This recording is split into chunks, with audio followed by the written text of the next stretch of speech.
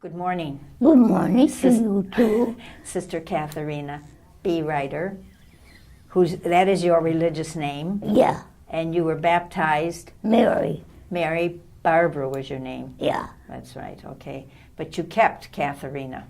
yeah. How did you pick Catharina? I didn't. Oh, you're one of the ones that it was given to you. Yeah. That's a nice name. Uh-huh. What did you ask for? Oh, I think Nona and things like that. I was, oh so good. I was going to have big names. So you wanted special big names, and Yeah. they took care of that for you, and they told you, here's your name. Yeah. Yeah. That's interesting how some people, we really thought about what name we wanted. Anyway, okay, Catharina, thank you for coming, and you began your life's journey in Chicago. That's right. So let's start there and tell us about your family, siblings, mother and dad, and where you went to grade school, high school. Okay. We lived just across the alley from Queen of Angels School. It's a famous school in Chicago, yeah. Yeah. And I have an older brother and 3 younger sisters. Mm-hmm. And we're all just about 2 years apart. Okay. Mm-hmm. And I went to Queen of Angels. I went to kindergarten, but none of the else of the family ever went to kindergarten. Oh, they didn't. But your brother was the oldest. Yeah, Okay, and then you're the next? I'm the next. Okay. And How come none of the other ones went to kindergarten? I don't know. You know, you just were special. You and your brother were special. I guess it didn't do any good for me, so why? I think it did good. All right, so you went to a public school, to grade school. I thought you... No. I went to Queen of Angels all the way. Oh, all the way. Uh-huh.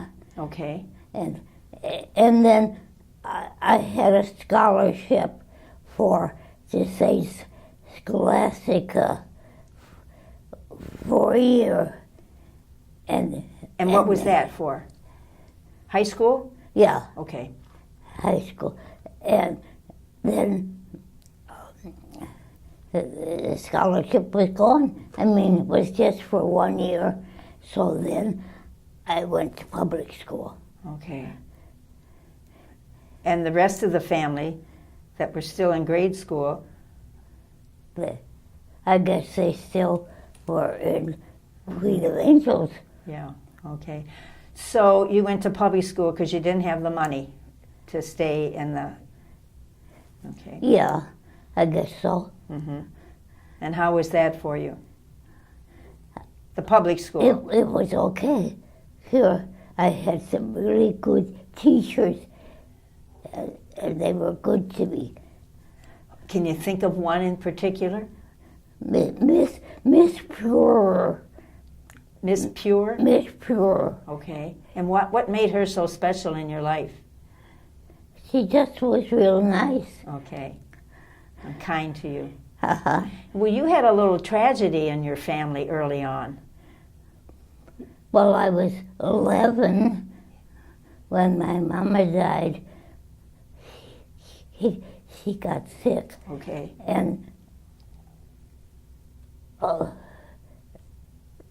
she had an operation, and that was good. But in the meantime, her liver wouldn't start working. Okay. And so we lost her. So there you were 11. Your brother was what, 13? Yeah. And then the other kids were 9, 7, and 5. And so what happened? You're little, big family, little. So there was your dad. My dad took care of us. He took care of you Uh-huh. by himself. Yeah. Well, my mother's mother lived upstairs, and I think he helped take care of us. Yeah, because you were little, small kids. The other ones. So that was, did you kind of, being the oldest sister, did you kind of look after the girls? I don't think so. You didn't feel that you had to be the caregiver? Okay, good. And what did your dad do? My dad was a mailman. Okay. And he worked outside of the office near us, and he could come home for lunch and take care of us. Okay.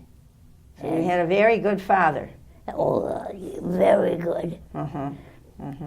Are you a close family right now? So all my brothers and sisters have died. Have gone, okay. But Catherine's family takes care, is very good to me. Who's Catherine? My sister Catherine. Okay. She was about 4 years younger. And, well, Virginia didn't ever have any children. Okay. Barbara had some. So there's one niece from Barbara's family that lives in California. She sends me Christmas cards and stuff. Good. Well, your story is gonna be on YouTube, so we'll have to tell your family. They can see this interview. Okay? Okay. Yeah. See their famous aunt on TV. So when it comes out, you'll see it on TV. Because have you watched these stories? A little bit. Okay. All right. So then you came to Adrian when you said yesterday, when you were 21. Yeah. That was kind of late. Well, it wasn't a late. There were some in my crowd who were older. Okay. So that was 1943 that you came. Yeah. How did you make the decision to become a nun, an Adrian Dominican? I don't know how I decided to become a nun, but I know that they suggested that I look for different communities. Who's they? The sisters. Oh. They were around, and what sisters? What sisters? There was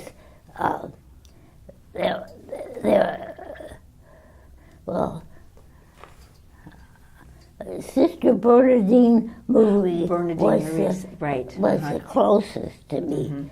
He was really good.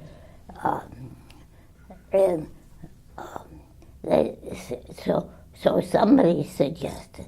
But I never got around to it. Okay. So then I said, oh heck, why don't I go? Here's somebody to help me, and I go. So that's how I got to Adrian. And that was right around the time of World War II? Was your brother in service? Oh yeah. He was a radio and reading technician. Oh. He was pretty good. I'm sure he was very good. He was overseas? Did he go to combat? I never heard of it anyway. Okay. But he used to, he used to pick up food for his group, and he visited a lot of places. Overseas? He was special. Okay, so then you entered. All right, and how was it when you came to Adrian? Well, we did what we were told. Oh, I'm sure you did. You seem like the type, huh? You never deviated from that, huh? Is there a little secret you'd like us to know that maybe you didn't always do what you were told?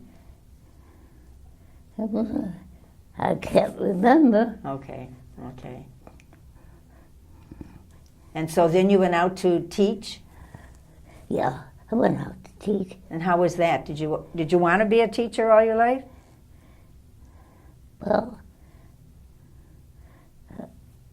I kind of wanted to. And what did you teach when you went out? First time I taught, I think first grade. Uh-huh. Mm-hmm. And second grade, maybe. And then afterwards, I taught in high school. Where did you teach in high school? Most of your ministries have been in Michigan. Oh, yeah. In fact, all of them have been in Michigan. No, I was Oh, that's right. endowed That's right. for 2 years. 2 years. And what did you teach there in high school? Oh, yeah. And what was It was a high school. Yeah. It was, And so you taught I taught what? arithmetic. Okay, I was going to say math and science. Mathematics. No, Yeah. no science. No science, just math. That's why I thought you were a Yeah. math teacher. Yeah. Uh-huh. Okay. And How did you get interested in math? Is that what? I liked it when I was a child, too. Okay. That's hard. Mathematics was difficult. No, Not for you, huh? I guess that's what I'm supposed to be. Very good. A math teacher. All right. So you you were not always a math teacher. You changed your ministry after a while. Yeah. It was when the community thought we should find our own work, and so I figured there were a lot of people would like to teach in the college, so I didn't do that, and I didn't really go out and look for a job. And Father Morel came, and Now, who's Father Morel? he was a pastor, and he was looking for someone to help.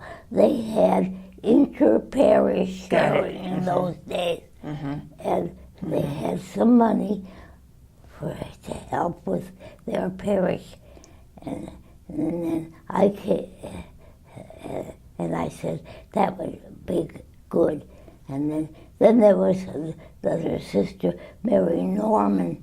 She was from another community In Detroit. and we worked together. And you always, you found your niche in the inner city of Detroit. Yeah. But were you there when the riots were going on, or were you No. still teaching? I was still in Adrian. We heard about them, but we weren't there. The big riots. But your work in Detroit, in the inner city of Detroit, had a lot to do with the results of the riots. Oh, Yeah. I expect so. I suspect so. And then your heart was there in the inner city of Detroit. What made it so special? I guess it just was right for me. Good. You knew it in your gut. I guess so.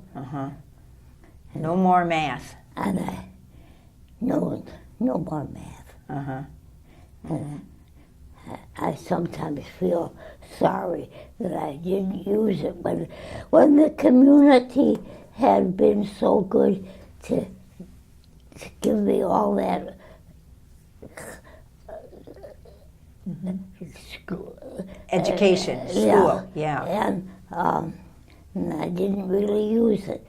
But you said earlier that when we were going through the changes of Vatican II and we were asked to look for something else, you decided that there can always be math teachers and step aside and let those that were trained.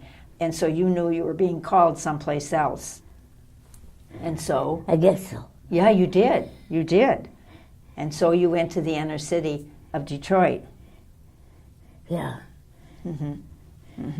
And I think especially your time at Holy Rosary in downtown Detroit. Tell us, did you enjoy that one? Oh, yeah.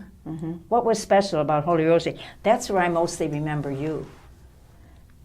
The whole group of you. That's the last one. That's, I was at,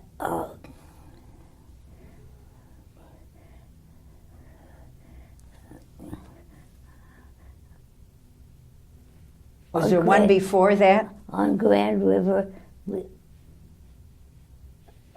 Well, no. Focus Hope?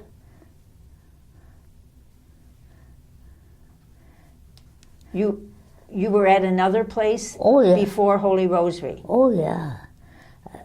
St. Teresa's. I know you were at St. Teresa's.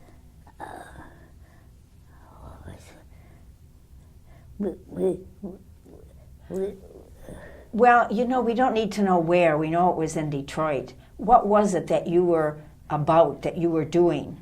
What was the ministry that you were involved in? Just working with the parish. We could especially go to visit parishioners. That needed somebody. And you enjoyed that ministry of parish visiting? Yeah. What made it special for you? There were so many interesting people to meet. And you were able to sit and visit with them and affirm who they were and what they were about. You cared about them. I hope so. But you delighted in that work. What else were you involved in? And I helped work in the parish bulletin. Okay. And they had a soup kitchen, and sometimes we would go to pick up food for the soup kitchen. So you did whatever need there was in those parishes, you were available and willing. You and a group that you were living with at the time. Yeah. Gave to that parish. You gave everything of yourself to those parishes. Right? Right. Well, I hope so. You did. I just know from, and Father Moran was very grateful at Holy Rosary. Was very grateful. What was special about your ministry there?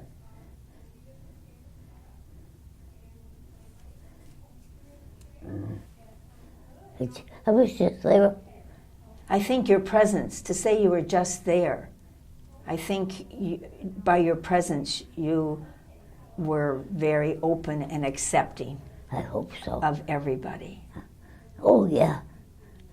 You don't know so, you just hope so? Huh? I don't think there was anybody I didn't like. Yeah. Where did all that energy come from and that love to be with the people in the city? Had someone been for you like you were for them? You or your family? They might have been, but it just was the only. My dad took care of it. Your dad took care of you. That's right. Well, so I don't know all about what he did. But you know he did. Oh, yeah. He was very special in your life. Oh, yeah. And your family was very close. Growing up. Yeah. Mm-hmm.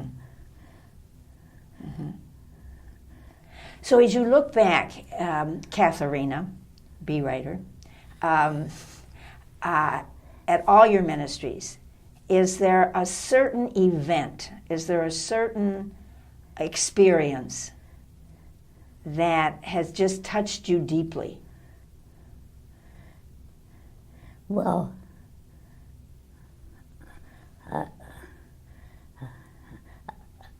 I will, you know, I joined all kinds of things there were. You enjoyed all kinds. Mm-hmm. Joined. Joined, okay. Joined. And one was the Detroit Catholic Alliance. Right, you told me about that. Now tell us what the Detroit Catholic Alliance was. Well, so it started, I think, with some priests that got together and worked, and then they let women in too, and this got to be a big thing. But what was it that they did? Why did they start this alliance, these priests? Well, I don't know what they did. What was the need? There had to be some need. Oh, there all kinds of need. They helped with housing. Okay. And they did a big room, and they helped with. They had a little business, a bakery business. They started with, and where men had been in jail could come, work there, and got a new start. And where was that? That had nothing to do with the Capuchin soup kitchen, no. No, that was out on Grand River. On Grand River. And they got some housing. I hope, I don't know. Just a lot of goodness. Yeah. To meet the needs. Uh-huh. The needs. And you were there, willing to respond to the needs. I just supported them. But that's important. You don't want to say just. You supported them. And that's very important. Right? I guess so. You know so. Well, how important is it to support someone? Look at how your dad supported all you kids. Oh, yeah. And you know what support is, and you know what help is, and you know what need is. It was just part of your growing up. We didn't really need any. I mean, I don't know if we did, but I didn't know it. I didn't know it. You needed love, and it seems like you got it. Do you think that's what you gave to the people of Detroit? That might be, you know. Mm-hmm. And after I came here to Adrian, Mm-hmm. I don't know who it was that started it, but about a month after I came, they had a retirement party for me in Detroit. Oh. And lots of people came that I had worked with.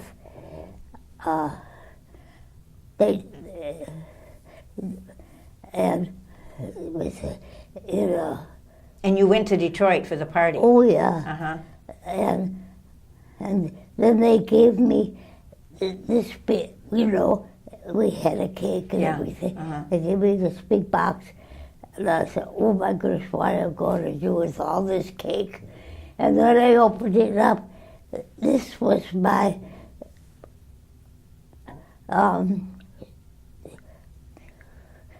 for the bed. Spread.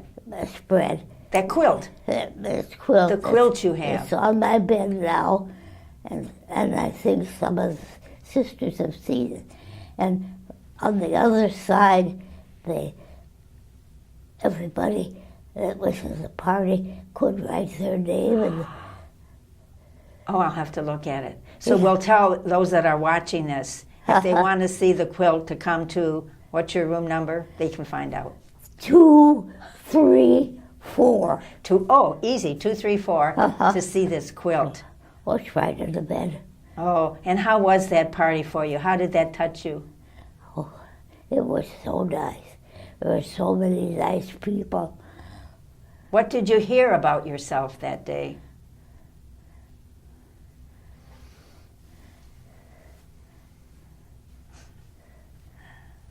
I guess they were happy to have me in their group. Yes. Happy to be with me. Yeah, your presence was very important. You've had a profound influence on people, very much, by your presence. Not by your math teaching. That's all. You were taught a lot in learning math about discipline and thinking and all of that. And that's where you took that and transferred those skills into your presence with people. Oh. Right? Right. Anything else you want to tell us that perhaps I haven't mentioned? I was glad to hear about that retirement party.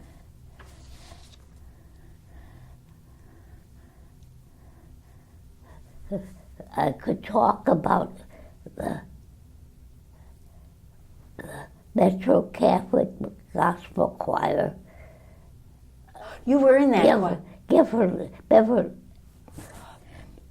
Yeah. Beverly Babola? No. No. Cut that out. Oh, what's her name?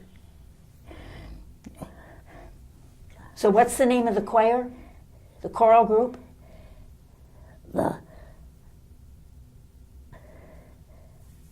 Detroit Catholic Gospel Choir. That was Marjorie's choir. Marjorie Gabriel Burrow. Okay, Marjorie Gabriel Burrow, okay, was her choir. Yeah. And were you a member of that choir? Yeah, I could.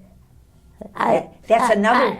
I joined everything. You joined everything. You enjoyed life. Good for you. So when you came here, did you join the choir? No. You sing to yourself? Good. I seem to have lost my voice. I don't know. You're certainly speaking up today, but maybe your singing voice. How do you want to be remembered? One sentence. How do you want to be remembered?